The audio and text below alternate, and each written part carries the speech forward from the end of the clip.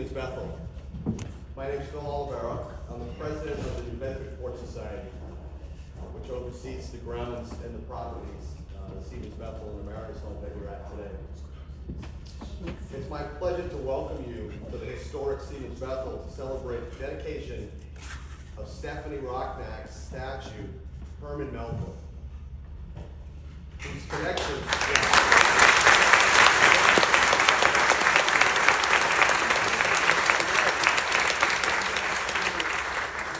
What a pleasure it's been to work with Stephanie and the rest of the team to bring this to fruition.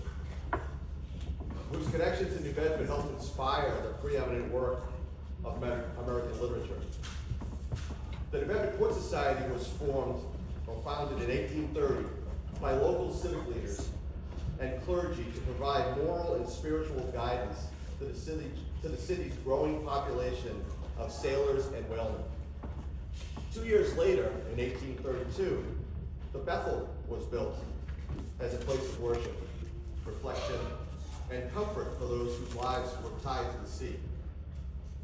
Today, the Port Society is dedicated to preserving and promoting the historic Siemens Bethel and Mariners home, honoring the spiritual, cultural, and maritime heritage of New Bedford.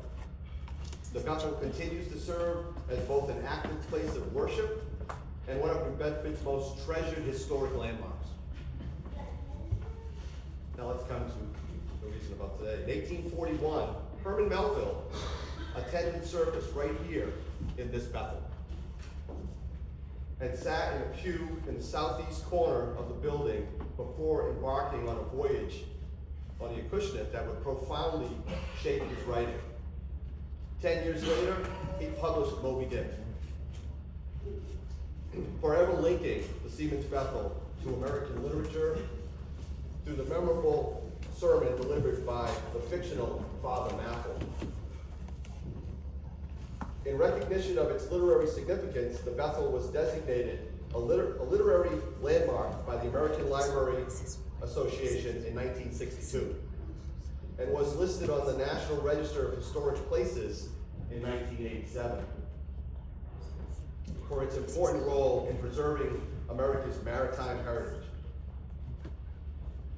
While preserving New Bedford's history is a central part of our work, the Port Society also continues traditions that honor those who make their living on the water even today. Each year, we host the Remembrance and Blessing of the Fleet. It's done in May on Memorial Day, remembering fishermen lost at sea from the Port of New Bedford. And you'll see those cenotaph and tablets on the walls around you. Please take a moment at some time later on to look at them. Today's statue installation celebrates the enduring connection between literature, maritime history, and this remarkable place. I'd like to now introduce our MC for today's event, Rosemary Gill, the president and CEO of the Citarium.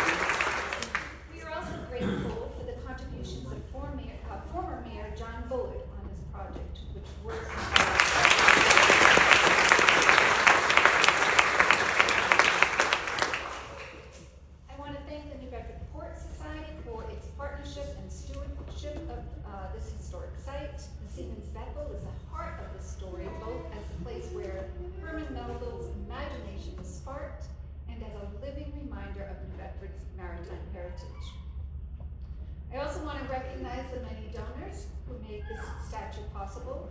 More than 50 individuals contributed to this project, demonstrating how deeply the city values Herman Melville's connection to New Bedford. A special thank you goes to Peter Blatchford, whose generous contribution provided significant support toward bringing this vision to reality. We also want to remember and honor the late Bruce Olivera, former president of the Port Society.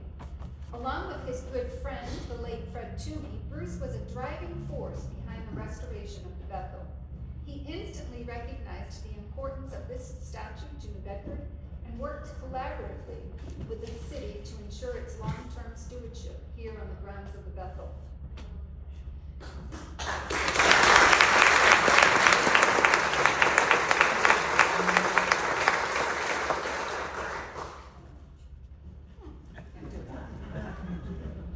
This project also benefited from the thoughtful guidance of a dedicated selection committee. Their expertise, care, and appreciation for Melville's legacy helped identify the artist whose vision could best capture the spirit of this place. We thank each of those members: Janet Barboza, Alexander Copeland, Amy DeRosia, Imelda Laxton, Jim Lopes, Ann Laurel, Art Amata, Bruce Olivero, Margot Saulnier, Jennifer Smith, and Dr. Robert Wallace.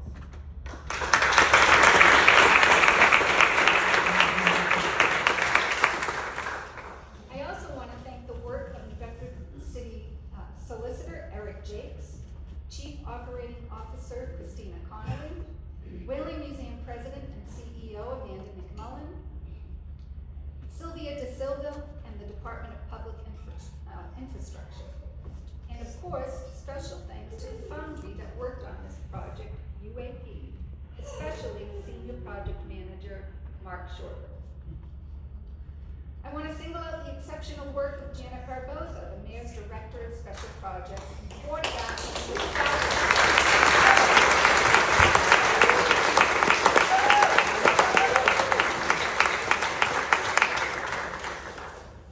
Janet worked tirelessly to ensure that the selection process was competitive and that the work to complete the statue was executed at a high level from start to finish. Now I'd like to introduce someone whose leadership has made this day possible. John Mitchell is New Bedford's 38th mayor. His tenure as mayor has been marked by dramatic improvements in public safety, high graduation rates, the city's finances, and its physical appearance, along with the modernization of the Port of New Bedford and the construction of new parks, waterfront walkways, and other compelling public spaces. His leadership also has elevated New Bedford's status as a leading center for the arts and historic preservation. During his tenure, the city has made transformative investments in its cultural institution, including the Zeitarian, the Whaley Museum, the New Bedford Art Museum, and much more. His administration also established Massachusetts' first dedicated municipal arts fund, paving the way for New Bedford's first comprehensive strategic arts and culture plan. Mayor Mitchell also has championed efforts to expand opportunities for artists and creative organizations, including his leadership to reopen the former Star Store building as a regional arts hub. In 2023, Americans for the Arts, the nation's leading organization for the promotion of art in American cities, awarded him its prestigious Public Leadership of the Arts Award. And fittingly for today's celebration, the idea for a Herman Melville statue in New Bedford originated with Mayor Mitchell in September 2023, an idea which comes to fruition today. Please join me in welcoming Mayor John Mitchell.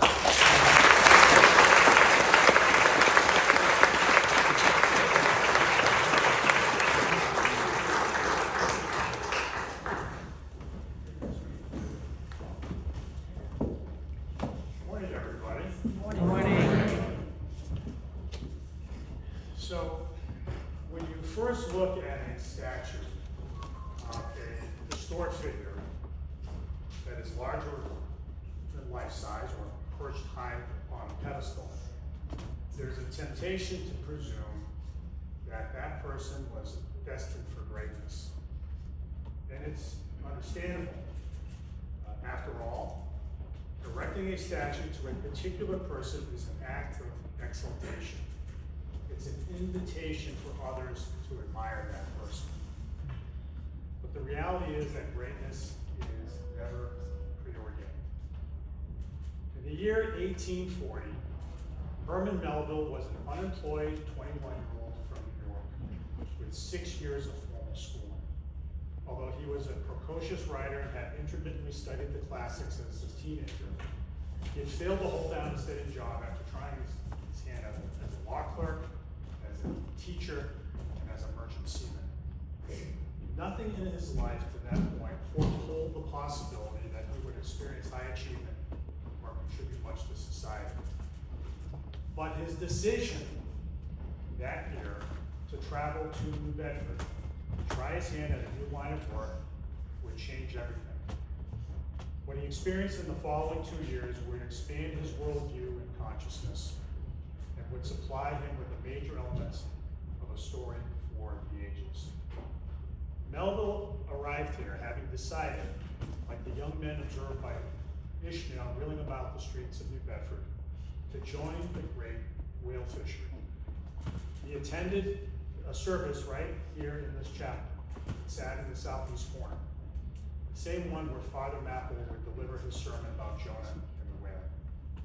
The next day, Melville sailed out on a bark for Cushman on a voyage that would take him to the vast whaling grounds of the Pacific Ocean.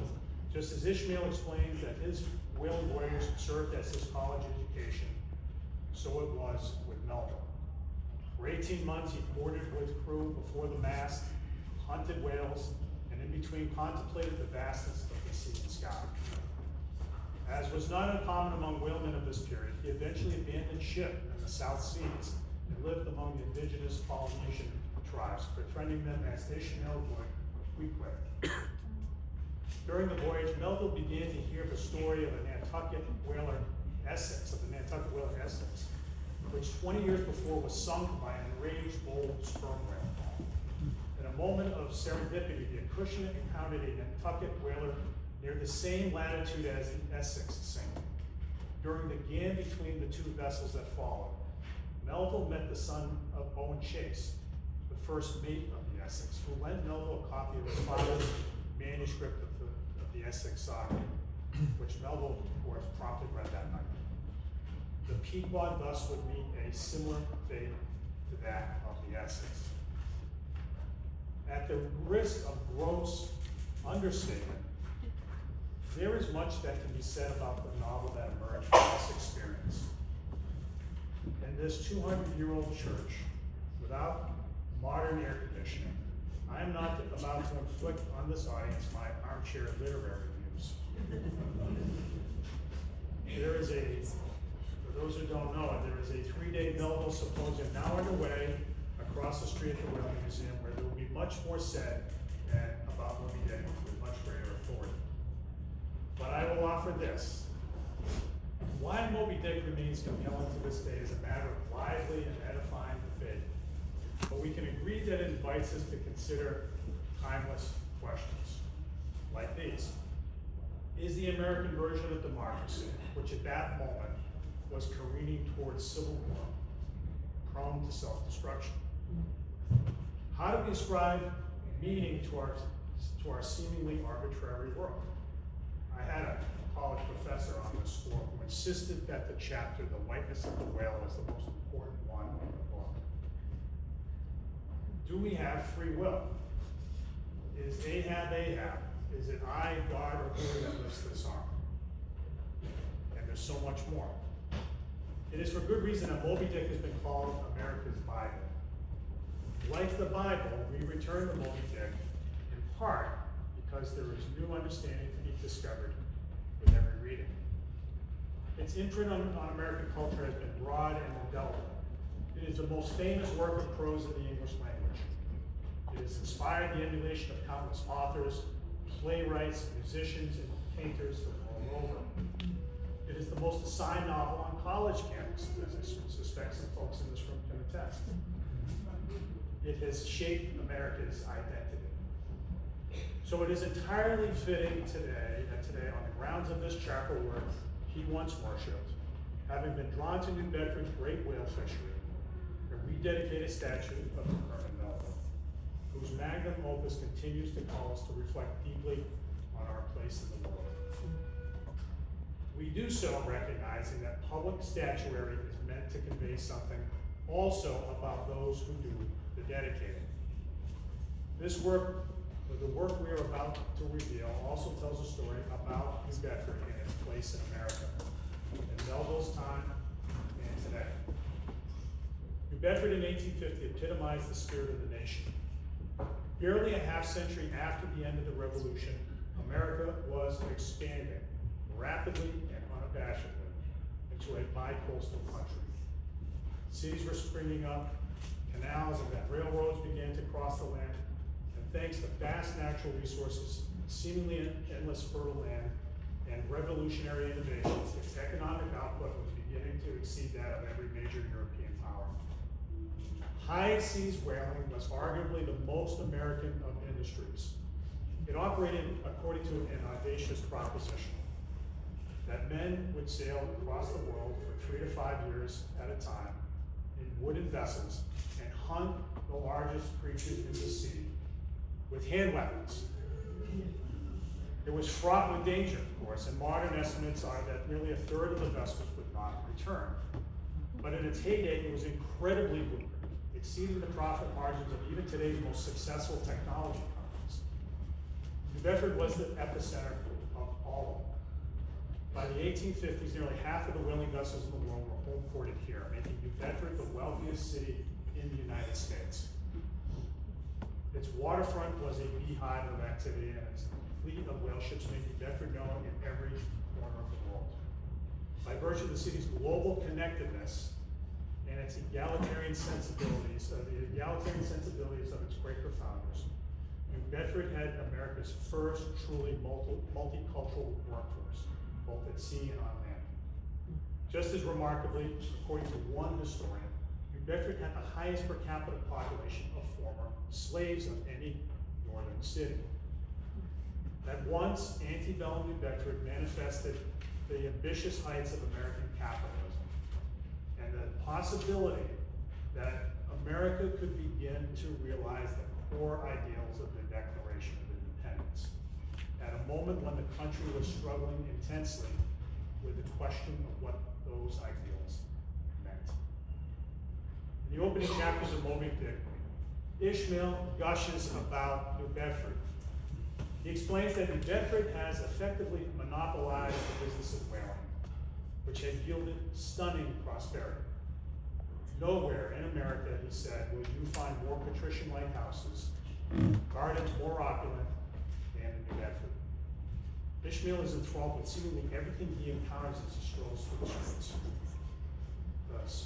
The ubiquitous smell of flowers in the air, the majesty of the tree-lined streets, the omnipotence of art, and even the beauty of the women of New Bedford. Yet Ishmael makes clear that New Bedford isn't merely an enclave of wealthy merchants. More than the world's other major seaports, New Bedford is teeming with people from other places, from New England farmhands to cannibals of the South Pacific, all of them contributing to a roaring economic engine. What is unmistakable in these passages is that to Melville, New Bedford is America at its finest. A city is not just a point on a map. It's not just the sum of its streets and buildings. It consists of its people and the stories they choose to tell about themselves. These stories are the threads of civic identity, which makes community possible and enables common purpose. It is, especially in times of division, it's what holds us all together. A statue is a means of making a story physically present. It proclaims something about who we are. It doesn't require you to open up a book. It's there for anyone to behold. The statue we are about to reveal, brilliantly conceived by Stephanie Rocknack and the ambitious spirit of Melville himself, is meant to tell the story of the New Bedford that Melville recognized. Audacious, outward looking, diverse, egalitarian, and resolute. Like Jonah of Father Mapple's famous sermon, it is a city willing to preach the truth in the face of falsehood. We are reminded in this hallowed hall that this story is not merely a figment of memory. The cenotaphs memorializing those lost at sea, the ones that Ishmael pondered as he sat in that pew, continue to serve the same purpose here in America's preeminent commercial fishing port. As they did in Melville's day, they offer solace to family members who have no grave to visit. But they also enshrine the daring and resolve of those among us who have gone to sea in ships. Each of them is part of the still unfolding, unique, and deeply American story of New Bedford. My hope is that the statue we dedicate today will enrich and amplify that story and make our residents even more proud to tell it to those